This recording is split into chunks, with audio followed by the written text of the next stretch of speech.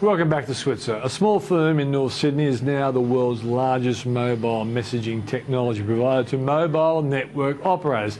How did that happen? The CEO of the company, Horden Wiltshire, is bound to have the answer. Thanks for coming on the show, Horden. Hey, it's great to be here, Peter. No, I called you a small company. Your turnover is about 10 mil or so, isn't it? Well, it's more than that. We're a private company, but so we don't disclose our revenue figures, but we are growing very quickly. Well, someone gave me a figure like that, but turnover of 10 million that I got here, but maybe they were fibbing. Anyway, the point is this.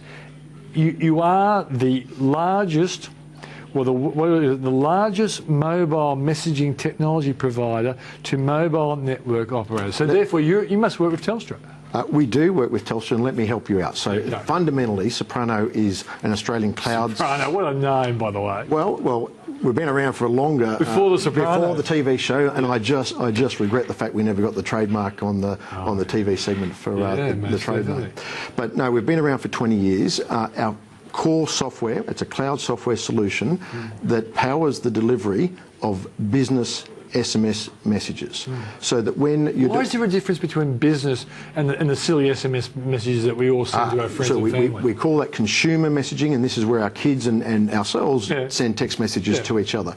And one of the interesting trends in the industry is that peer-to-peer messaging is actually on the decline. And if you look at the New Year's Eve 2 years ago here in Sydney, there were actually less text messages sent person to person than the year before, whereas every year it's gone up. Is that because Instagram and all those sort of things are getting in the way? People want to take photographs of their food for inexplicable reasons? That's exactly what's happened. But of course, business messaging, the use of SMS by businesses has been on the increase. So if you do your banking online and you get a text message from your bank with a one-time password to authenticate that transaction, if your airline sends you a text message saying your flight's running late, or even if your kids are getting their Year 12 results SMS to their phone, then the chances are that Soprano's software that is powering that the delivery of that message. And it's probably fair to say that more than half of the Australian population would get a message from our software at some point. So, Horden, why did you need to have a separate kind of software for business as opposed to, you know, the social one? Because in general, it's business processes that are sending the message out. So unlike a person-to-person message where I open SMS and I send an SMS to my wife or to my kids, in the case of business messaging, a server or a system is sending a message. Highly automated. So it's a different game. It's a different game to traditional person-to-person messaging. And the key point is that business is growing. It's a $50 billion business globally, and it's growing 15% year on year. And I presume there's a much higher security demand that it can't be interfered with maybe as easy as it could, like a personal message. And it's not just security, it's availability. When businesses need services, they need a higher level of security, and they need a higher level of audibility, they need a higher level of availability. So that's what businesses demand. It says here, the largest mobile messaging technology provider to mobile network operators. Now, I'm thinking to myself, you must have rivals in other countries. This is not something that you're exclusive. But I'm also presuming that Telstra is such a big operator in its own right. Does that give you a lot of this leverage in terms of your size? And the way we work as a software company is we distribute our software through carriers like Telstra here and around the world. So, you know, carriers are smart buyers. They go out and they pick the best software in the world to deliver to their enterprise customers. And we've been working with Telstra for many years. We've got a very strong partnership and relationship with the team at Telstra.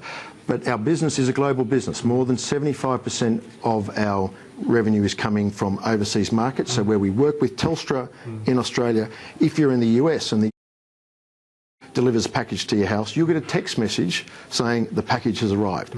That's being delivered through AT&T, one of the top carriers in that market.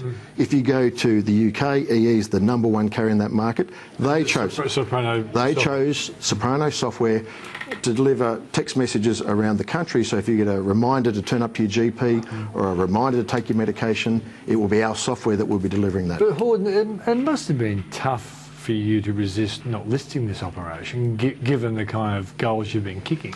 Well, the business is in great shape. We're growing very strongly. Last year, Deloitte named us in their Fast 50, so one of the fastest growing technology companies in the country. Yeah. For a company that is established and more than 20 years old, we feel like a young company. Yeah. It took you 20 years to be an overnight success. Well, it's always the way, isn't it? It's always the way.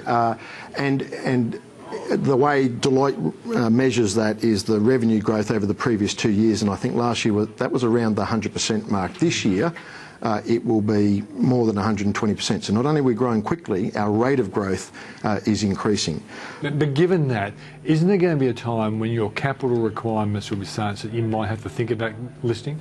Well, really, an IPO is an issue for our shareholders, but it's fair to say that we have lots of options on the table, and if we ever go down that path, I'm sure you have us back on the show. Yeah, without doubt. And I guess there'd be a lot of private investors who'd be happy to jump on board the current rolling wagon. Well, I mean, yes, I mean that's an issue for the shareholders in terms of what they want to do. What's your feeling about the Aussie economy?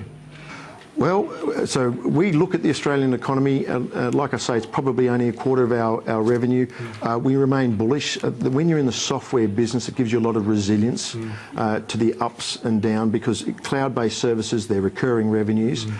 And our challenge really is about managing growth. And I mean, if we look at all the countries we're in around the world, more than a dozen, I'll be honest, what's going on in Brazil is probably more of a concern for us today than it is here in Australia. Does a lower dollar help your ultimate revenue? Yes, it does. Yeah, ultimately, because most of our revenues are overseas, low dollar is good, but it's one of those things that we don't spend so much time focusing on, because actually drive the bottom line, drive the business, and the rest will take care of itself. Horden, great story. Thanks for coming on the show. Great. Thanks good to be here, Peter. That's Horden.